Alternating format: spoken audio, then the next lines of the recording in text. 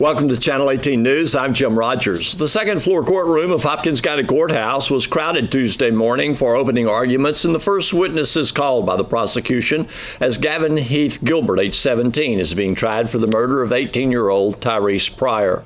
Gilbert has been charged with 1 count of murder and 4 counts of aggravated assault with a deadly weapon, but is only being tried on the murder charge. The trial is expected to continue until the end of the week. Gilbert has been in Hopkins County Jail since his arrest in December. He was arrested at his home in rural Hopkins County. In opening statements, the district attorney's office noted that the sale of marijuana was involved in the shooting. It was stated that on 2 previous occasions, at least one of those in the vehicle that Gilbert allegedly fired upon several times had purchased marijuana, but had received less than the amount promised at the time of sale. This time, a scale to weigh the substance was used, and again, it was short. As the vehicle drove away, Gilbert fired shots into the vehicle, striking Pryor twice in the back. The first witness called was the dispatch officer on duty at the time of the 911 call from the vehicle carrying Pryor to seek aid. A tape of the call was played for the jury. Following a recess, District Attorney Will Ramsey called a witness regarding the autopsy findings. Law enforcement witnesses were also scheduled to follow. Both District Attorney Ramsey and Assistant District Attorney Clay Harrison are conducting the case for the prosecution. Former District Attorney and now Defense Attorney Frank Long is representing Gilbert. The incident occurred on County Road 1185 near the South Liberty community in December. Pryor was first taken to Hopkins County Fire Station 20 by his friends in the vehicle, where they met an ambulance that transported him to Christus Mother Frances Hospital, where he was pronounced dead by Justice of the Peace B.J. Tier. When the Hopkins County deputy asked consent to search the 2009 Buick LeSabre driven by Michael David Alderson of Lilly, Louisiana, not only was consent denied, but Alderson fled the scene of the traffic stop. The deputy was standing near the passenger side window of the LaCrosse near the 141 mile marker on Interstate 30 when he informed Alderson that he would deploy his canine for a free air sniff of the vehicle due to the fact that consent to search had been denied. At that time, Alderson placed the vehicle in drive and left the scene. The deputy pursued with lights and siren. Speeds reached 120 miles per hour in the 3-mile stretch where the pursuit occurred. Alderson did stop after the 3rd mile. Alderson is in Hopkins County Jail charged with evading arrest detention with a vehicle. He's being held on a $30,000 bond. Texas Department of Transportation officials have alerted drivers who frequently travel on Interstate Highway 30 in Hunt and Hopkins County that work will begin August 13th to restripe that highway.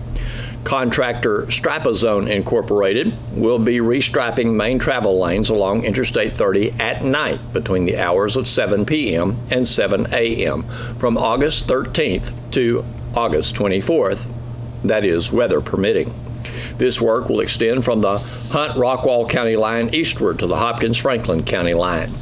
This is a mobile operation that will affect only one lane of travel at any given time, but the contractor will cover both main lanes of east and westbound travel on Interstate 30 during the contract work period. Motorists who travel I-30 in Hunt and Hopkins County in the evening are asked to pay special attention to all signs and traffic controls and reduce their speed as they approach and travel cautiously through the work zones. Here's Don Julian with sports. Special UIL-sanctioned workouts for freshman football players got underway Monday in Sulphur Springs. After some brief inside work at the multipurpose building, the freshmen hit the outside practice field at around 5:30 p.m. Monday. Under the broiling sun, the incoming 9th graders worked an hour on defense and then another hour on offense. Head varsity coach Greg Owens led instruction during the last half hour. Coaches at all levels took part, including the varsity staff. Evening workouts will continue through Friday. Freshman head coach Shane McQueen said the extra practices were a great thing for his team. He said he had no doubt that his team would have a better season due to the extra attention they were receiving. Coach McQueen said the varsity coaches were talking to him about individual kids on his team, discussing their strengths and what they need to work on. Varsity sophomores, juniors, and seniors will have their first football practice next Monday.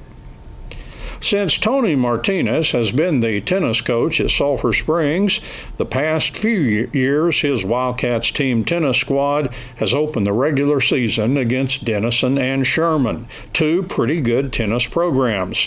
The Wildcats have been lucky to win a match or two against them. There's a tennis term called being skunked, and that refers to getting beaten badly, and there's been a lot of that for the Wildcats team tennis squad in the past against Denison and Sherman. So all of that made what happened Monday take on added significance. Coach Martinez said the Wildcats played every match against Denison and Sherman competitively. Denison won 12-7, while Sherman just survived to win 10-9. He said the close matches were indicators that this year will feature a much improved Wildcats team tennis squad. Coach Martinez credited the Wildcats' improved play on how hard they work this summer. Against Denison, Coach Martinez said his top boys doubles team of Aaron Lucas and Jonah Kirkpatrick won handily against the Yellow Jackets 8-2. And Wildcats' #1 girls singles player, freshman Jolie Cantu, defeated Denison's top girl, a senior, 8-6. Coach Martinez said other freshman girls led the charge against Sherman, and many of them won their first matches of the season. The girls' doubles team of freshmen Savannah Lilly and Paige Meeson rallied from behind to win. Freshman Emily Dick won her singles match. The Wildcats will have their home opener against Spring Hill Wednesday at 10 a.m. at the Wildcat Tennis Complex. Thanks for watching Channel 18 News. Have a great evening.